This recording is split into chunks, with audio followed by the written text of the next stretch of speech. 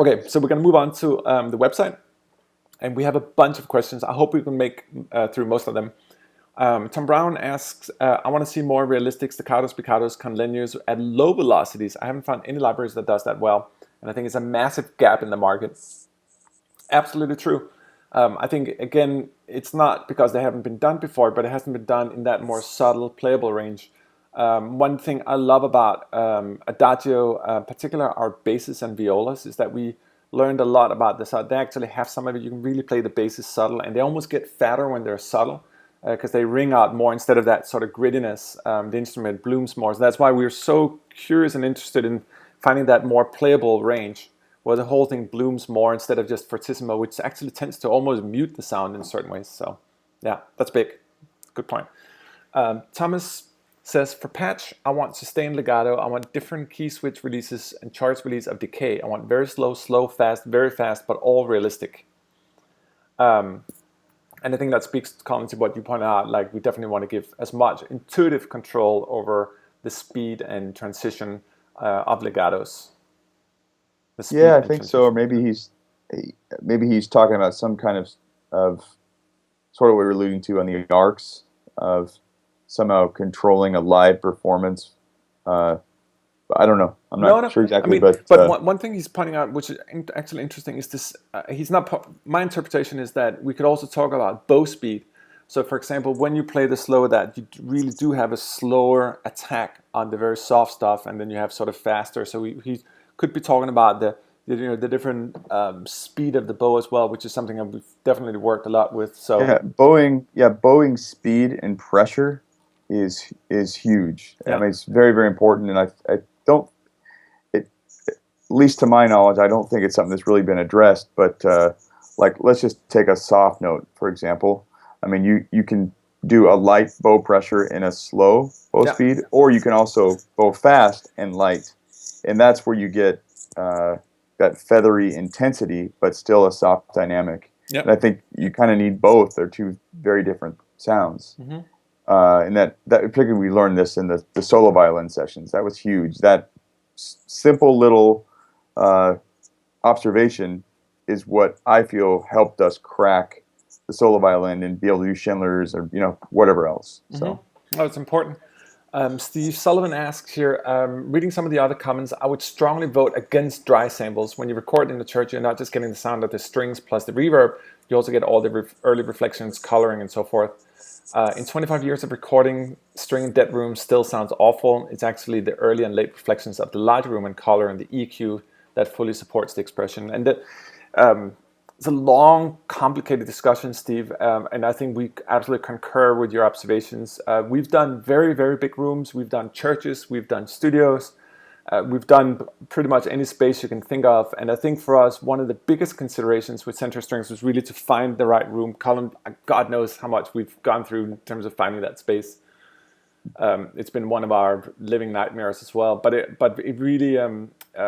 Steve, if you listen to our early brass demos that Colin put together, you will probably hear what it sounds like when you nail the right room that just has the right amount of bleed and early reflections, but also makes the environment more controllable. One of the issues with big rooms, it's not just that your mix starts sounding blurred, particularly because people stack samples, which is unnatural in the first place, but it's also that it's really hard to program certain things, transition, legato transitions, many other things. Colin, you've obviously felt the pain of this for a long time.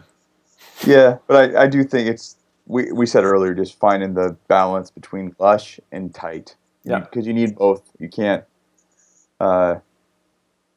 they can't be plastic. Totally. I feel like we always said, like, can we go to Todd AO before it was gone? That's what we were looking for. Yeah. I think if I could sum it up, that for me, that's what I think the goal is that sort of kind of a puffy, tight room.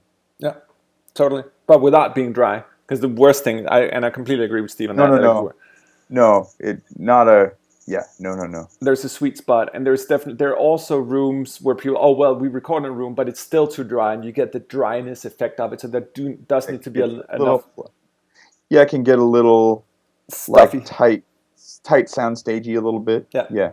So Steve Rossi was really finding the right dial between all these things, and we really find it, which is why we're very committed to the space we found, because for us, for the philosophy and the way we approach sampling techniques, programming, all that stuff. Steve also points out, first, you guys rock. For emotion and palpable realism, there's no contest. My dream product from you guys would involve a string quartet library. The last place I'd like to see you guys is to do mega rock and roll Hans Zimmer route. Your legato patches are second to none. So a chamber-sized orchestra. And Colin, I think you've definitely worked on that as well. Yeah, I think. I mean, did he say a quartet? Yeah, quartet. Yeah, like chamber So section. yeah, I mean you're with the solo strings. That's what you'll have. But I also think again with the focus on detail and not massive sections and more of a ensemble building approach to some extent, you're going to have a lot of flexibility. So I think that's not to say, to me, when I think, when you say true chamber orchestra, it is maybe a different intention. It's not maybe as cinematic, or it's a little, probably smaller. Yeah, for more sure. present, local sounding. I mean, you hear a lot of, like, Lost was probably a good example of a chamber ensemble size score. So I'm not, I mean, I don't want to say that, hey, Century does everything, but I do think, like, I can see that Adagio, even though it wasn't as massive as Majestica, for example, it still was too big to pull off kind of the intimate thing, like except maybe the DeVisi patches. But I think you'll be able to do intimate detail with Century, but also lush soaring, I guess.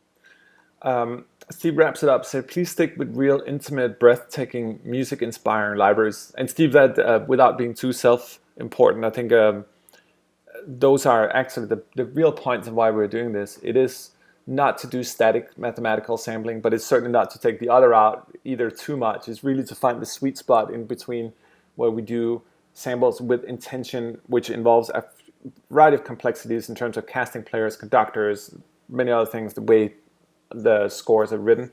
But at the end of the day, if it doesn't sound good out of the box, it will never sound good in your score as well. So I think, I remember, Colin, I've seen, and I'm sure everyone else has seen it with libraries where you kind of, oh my God, I got this new string patch, blah, blah, and you try it out and it just doesn't sound, you're just like, oh, this is not working. This is not what I expected from the library.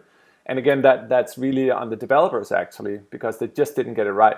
They didn't pay enough attention to the emotional thing. And for me, it's mind-boggling how we hear current generation of libraries and people venturing into the next generation of orchestral products and still applying the same techniques. So it's like nobody's really pushing the bar in terms of getting that more emotional approach to it. This is music. Like, if it doesn't carry emotion and the samples don't carry it, there's nothing left. So Johan goes on here. Johan van der Voort. As many of the composers already mentioned, many great samples. It's all about playing the instrument and getting a result. We need legato with natural vibrato. So that's actually something we haven't covered so much, Colin, the ability to control vibrato and the amount of vibrato. He mentions the Cinesample solo cello as an example of that. And don't make it too clean. Real is also a natural sounding sample, so don't chop up the recordings too much. And remember glissando as well. Yeah, I think, I think he's speaking of the, you said the Tina Guo cello, is that correct? Yeah. Yeah, no, that's a wonderful sounding instrument. And I think, to be honest, it's exactly what we did in Adagio as well, which was, it's one thing to have a sustain that you graft onto an interval afterwards, but then it's also, if you just literally have the person play naturally, as they would if they were playing music. Yeah. And I think we've learned, I think we have to do both. Yeah. Because inherently people do want control. It's kind of a personality thing to some extent. So we'll have both. What I'll use will be the natural ones in most cases, particularly for the solo strings. There's nothing like it. But we have to have both. Yep. Desalo Zantas asks for stronger attack for legato sustains. That's all. I can't CC1 attacks to hit harder, but I can make them softer. I need attacks starting to my action music. And And I think, I mean, there is definitely something about the intention of the bows when they're playing. The solo, I think, if you're into like traditional epic stuff, adding short notes on top of the legato can really create that initial punchy attack sound. It's sort of one of the tricks in the book. So we'll probably have something like that, but I don't think the problem is if you force the bow too much, you start getting an unnatural sound as well, and that's kind of what's been done a lot. We've done it, other developers. I think with Century, it's more the approach of what's natural. So for epic stuff, surely you add your short notes, but for more natural stuff, we wouldn't do it so hard like a forceful strong attack. It just gives too much of a grit. So I think just to go back to that more of nimbleness, it needs to be the more natural range of it. I don't know, Colin, if you want to elaborate. No, I think you said it well. Okay. Jay Prequel says, how about giving the users access to context filters, VCA envelopes, and maybe generate a sample start point for long notes in order to turn the string sounds into something different? I think that's interesting because one of the things that I've considered in regards to Century is not just to do all the stuff we talked about, but also almost have like a little hybrid angle to it as well. So there's certain things that you wouldn't find in a common orchestral library. We're certainly going to do some augmentation of sounds, for example, with the brass we're working on. So you're going to have your hybrid stuff if you really want that, with augmented basses and synthesizers that are designed to match it.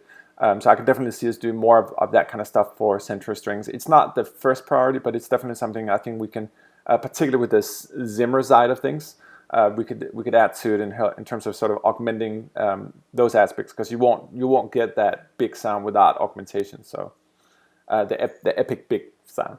Tabulius is asking, with Adagio strings, you introduce different legatos for different styles. You definitely should extend on the idea of making intelligent playable speed script that switches right to the legato patches for the right tempo. No question. I think the shortcoming of Adagio, and I mean it's also the shortcoming of just the scripting at the time, which is we've come a long way since then. Is you have 20 different NKIs with different legato styles in them, and it's unwielding. Most composers don't have time to sort through all that. So we do understand that, but we still do believe the musical intention of a legato is very different depending on the piece that's being played. So we will definitely continue that, but it needs to be integrated and not into 50 NKIs for sure. Hopefully, the goal really is to have one instrument, kind of a master instrument that you use for everything. There may be some exceptions to that, but that's the goal. Totally. The next question is from Jay Prequel again. Said, the first product I purchased was Adagio. I wonder if Century strings will include Adagio-like elements, but if it does, I would like to point out what I'm missing here. Being a performer too, I was looking at the best full string section I could fit in a live situation. Adagio assumes the soft dynamics, meaning slow attacks. This is often true, but in live situations, if you want to do things like string pads, the problem is that slow attacks will induce unnatural transitions, especially with chords. I think that's very true. I think I can definitely see with Century strings that, again, as I just mentioned, we will have that hybrid approach to cover the sort of more epic hybrid side of things. But I think also having a ensemble approach that will be programming of patches, so you can play your whole pad stuff as well. And I think there's no question but then the other side of that too is I think the core of what he's saying is exactly what we're saying is really the sweet spot where you live in, probably at least the majority of your string writing is in that mezzo piano, mezzo forte, maybe pushing up into a strong mezzo. Yeah. That's really kind of your money range. Yeah. And you push out of that for emphasis. And if you do it too much, then it's meaningless. Sure. But what that entails is having some intensity even on the softer dynamics, so there's some agility even when it's soft, and that I think that's what Adagiato, is missing. Sure. They are going, the soft notes are as opposed to they're not projected, and it's the bow speed, bow pressure discussion. We'll get into this more later. I'm going to bore people to death, but it's a big deal. It is a big deal. Let's make.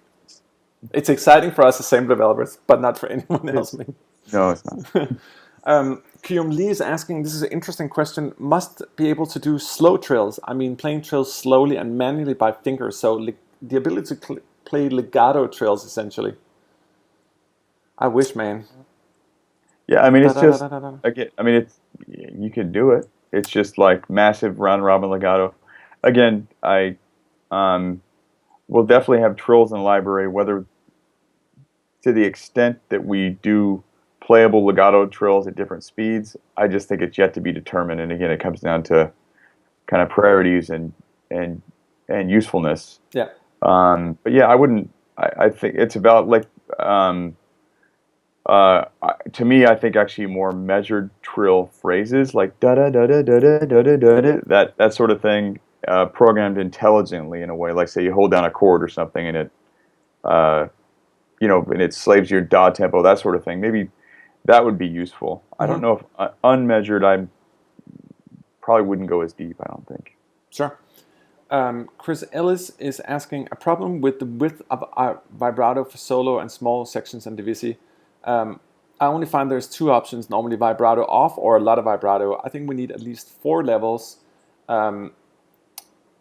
So vibrato off, very little, little to medium, and then a lot. That's what makes strings expressive, and more is better. That's definitely. I mean, and it sort of goes with the Adagio philosophy as well. You're right. Like there is something about it, and the tricky part about it is that crossfading is not always the best way of going through it, because if you imagine a real instrument, there's no crossfading. There's a natural transition from those different styles, but crossfading is blending samples together, which is why it tends to sound fake when you write it on the mod wheel. Yeah, I mean, you have to give people that control in the patch. Yeah. But I agree. It's not the same. It's what's been done for the last 10 years. That's Yeah. But for me, I do think it you have that, but then you also literally need to have natural legato performances with different vibrato intensities Yeah, and exactly. musical intentions. Yeah. Again, on the solo stuff, there's tons of stuff where we're dealing with. Give me the wide. Itzhak Perlman, just really wide versus kind of more of a subtle lyrical sweet vibrato. Totally. So he's right, but there is a lot of different character, but you don't get that character crossfading, and it's not just a matter of wideness and speed. It's like it's literally a musical intention, and I'm not sure you could achieve it any other way other than just recording natural performances. I agree, man. Chris Ellis is asking another question here. Problem for solo strings, the ambient room noise changes for each note. So I wrote a piece that has supposed to have a start with a soft piano violin solo, but each note came with baggage and audible change in the room noise. So first quarter notes came along, accompanying a very audible O, R, E, which it sounded so fake, it forced me to abandon my idea and go with a very loud solo violin with lots of vibrato. It was gross. I mean, Chris, you're really speaking to the problem of sampling solo instruments in a big hall. The things you're experiencing is partly some of the bumps related to the legato, but it's also the lack of intimacy that you did not get that soft thing. It was all kind of loud. And the only reason it worked playing the loud one was because that was how it was sampled. So for us, particularly with what Colin has achieved with all your massive studies of solo violin and working with the players, Colin, really understanding more of the delicate nature of this instrument and all the dynamic aspects of that, Yeah, no, there's no. I mean, it's endless, and I mean, you just can't. You look back and you're like, wow, I can't believe I missed that last time. I mean, and we're just scratching the surface of it, and I'm sure we're not the only ones that feel this way. Yeah. But but the other side of that too is I think solo instruments.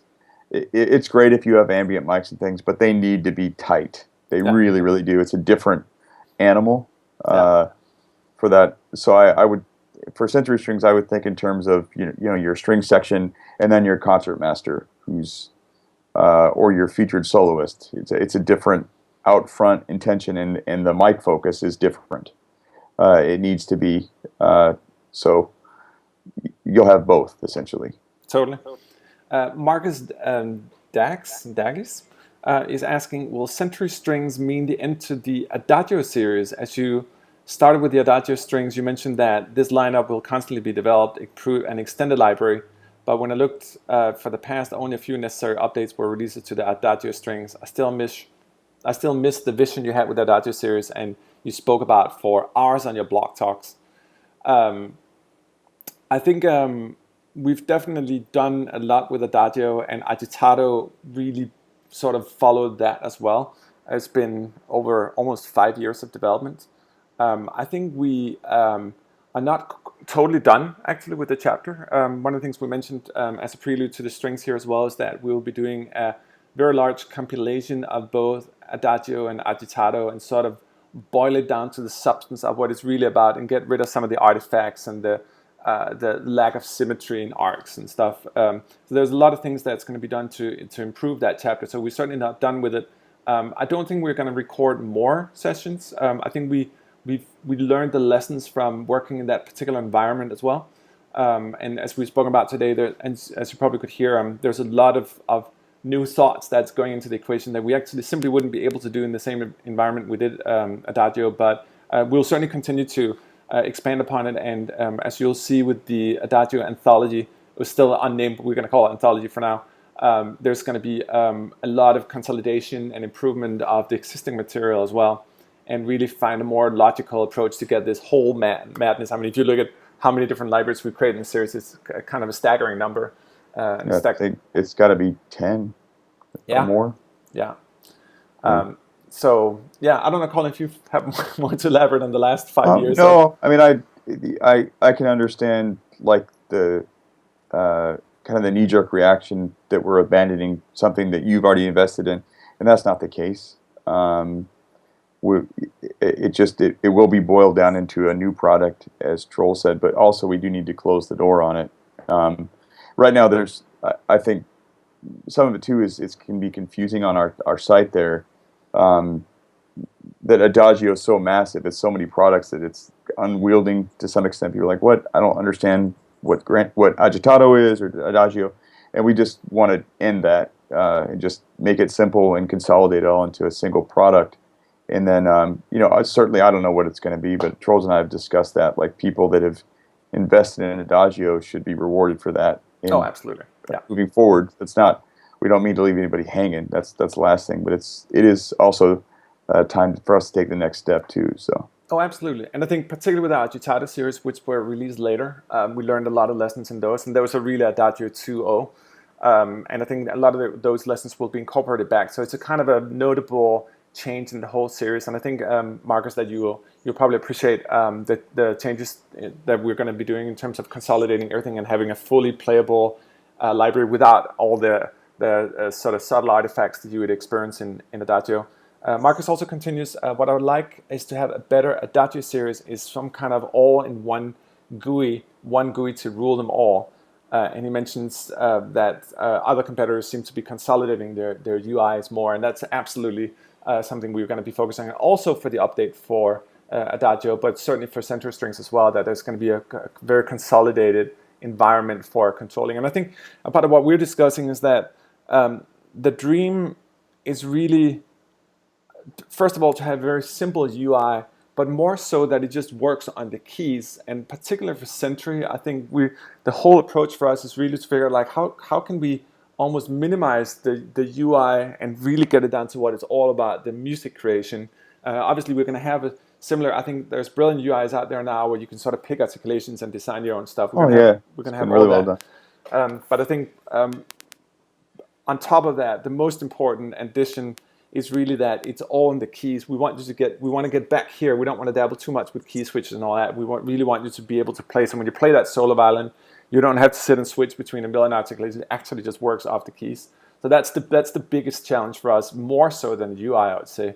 Is really like, how can we get it down so you can just play and have fun without having to sit and click a million different things. And it's so important. And there's, I mean, in some ways it goes against my personality. Like I'm probably like the gentleman asked the question, is I want to get in there and geek out and really get in the details of things. But what we found is, probably 90% of composers out there just aren't interested in that. So we need to somehow take all this complexity and make it simple, Yeah.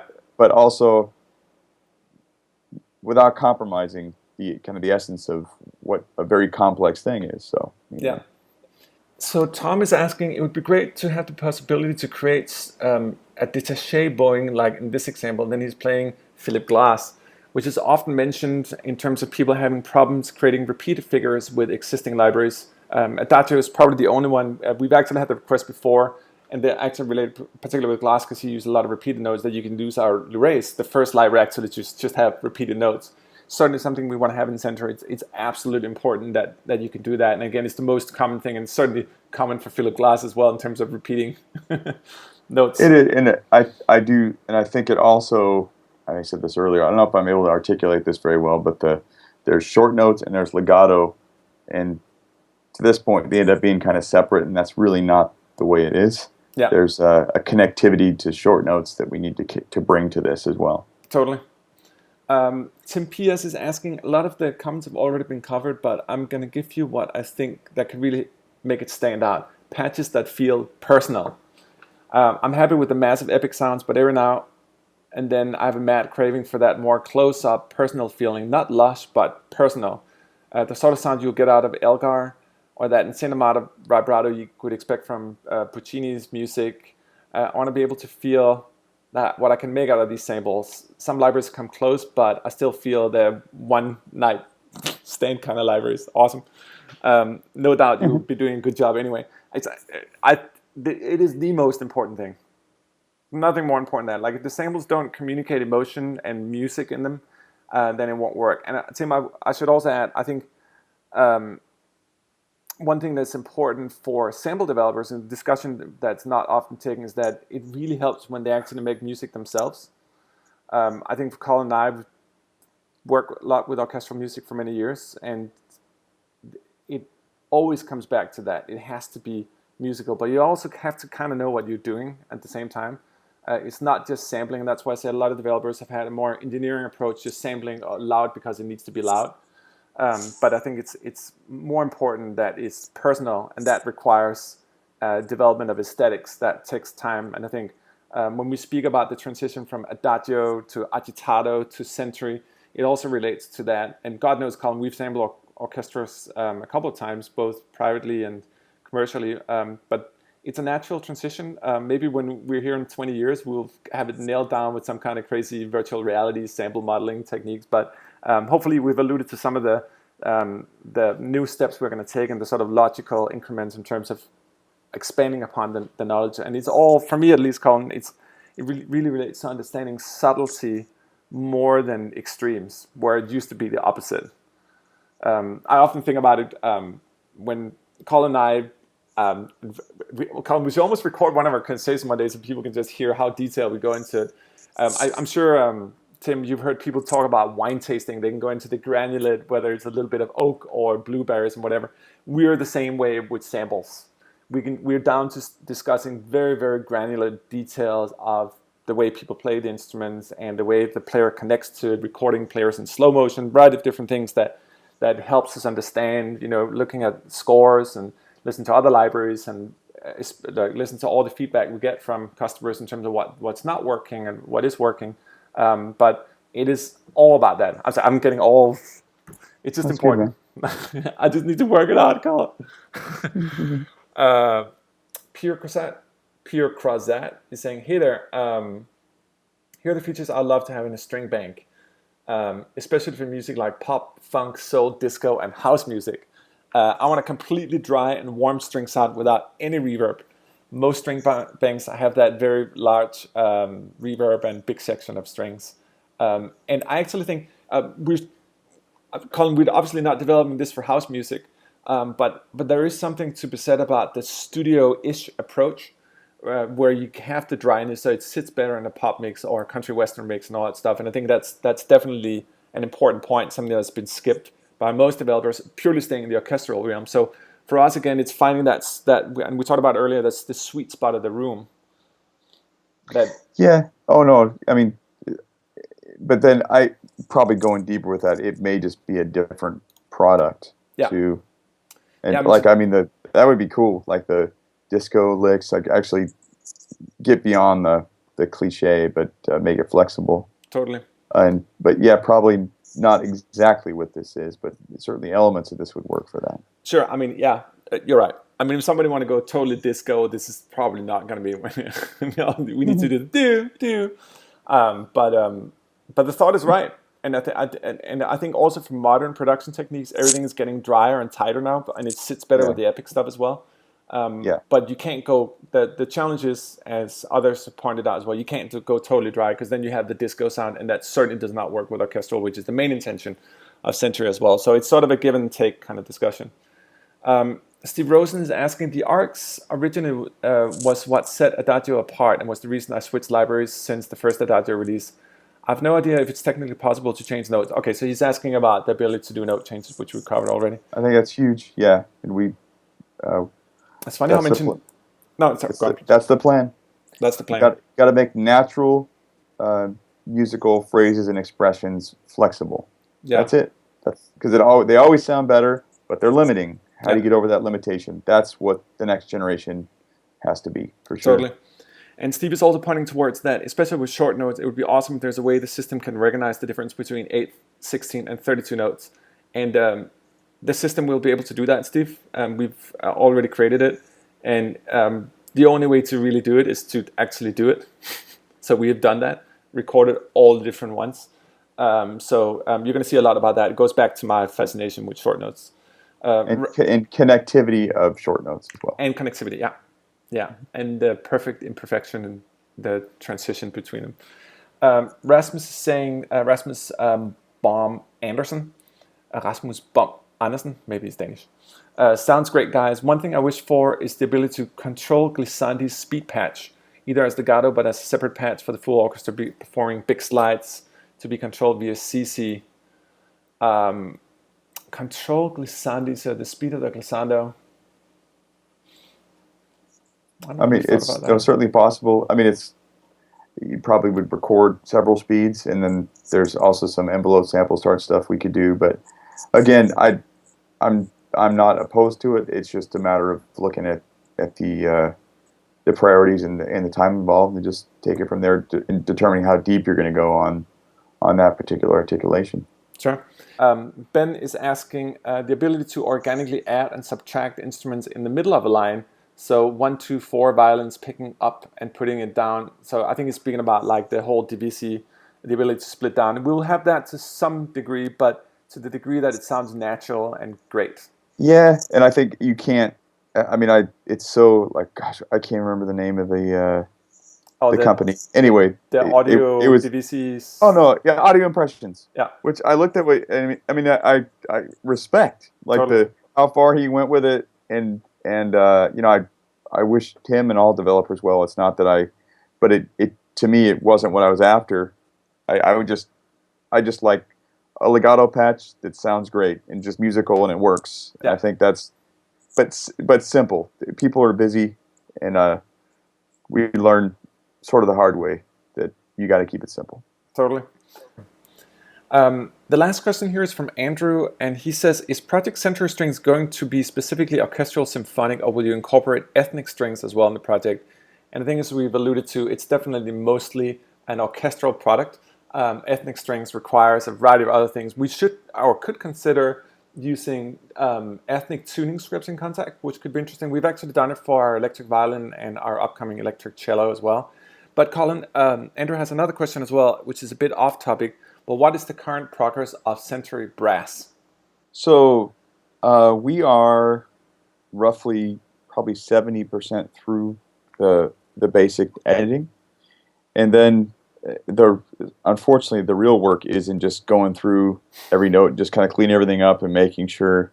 But it's, you know, at this point it's Troels and I can write with it for the most part, and you'll start hearing things from us on that front very soon. But it's going great. We're very excited about it. We really are. It's finally what we're after, and you know, we think that many other people feel the same. I think so. I mean, it's been it's just an interesting journey sampling for so long. I think the reason one of the real reasons we really got back to center strings was because we know we got it right with brass, and for a variety of the reasons we mentioned today and a bunch of others. But it becomes more daunting sampling down the line because the degree of complexity involved in sampling increases. So we had like, okay, we're not going to do strings before we really feel we have enough substantial improvement of our knowledge to really move the bar forward. And I think that for me, Colin, these brass is really what made me confident in the fact we could do that. Like we got it right. Like it is the best brass I've heard. It's so alive. The room is right. The players is right. The section sizes are right. There's so much diversity in the library, and most important, it sounds like real music. You guys should listen if you haven't. We have Colin has made a couple of demos already, just some alpha demos. There's still a lot of stuff happening. Oh yeah, so forgive us. still, It's the still alpha. alpha. You get the tone at least. You get the tone. Definitely get the tone of the room, yeah. And as you're gonna notice, it has more, but it just sounds more natural. Like we have a 2-horn legato playing some Star Wars stuff, just super soft, expressive, emotional, and very, very fluent and nimble as well. So I'm so happy with it because it's been, of all the freaking libraries we've gone through, both our own and other developers, and finally, like, okay, it feels like we're starting to arrive where the original dream started. It's quite satisfying. Yeah. It is. Cool. Well, anyway, I want to thank everyone so much. I realize there are some questions we haven't answered, predominantly because of their redundancy. So if you have anything that you feel you need to ask us, whatever, just write us at info@ADO and we'll get to you.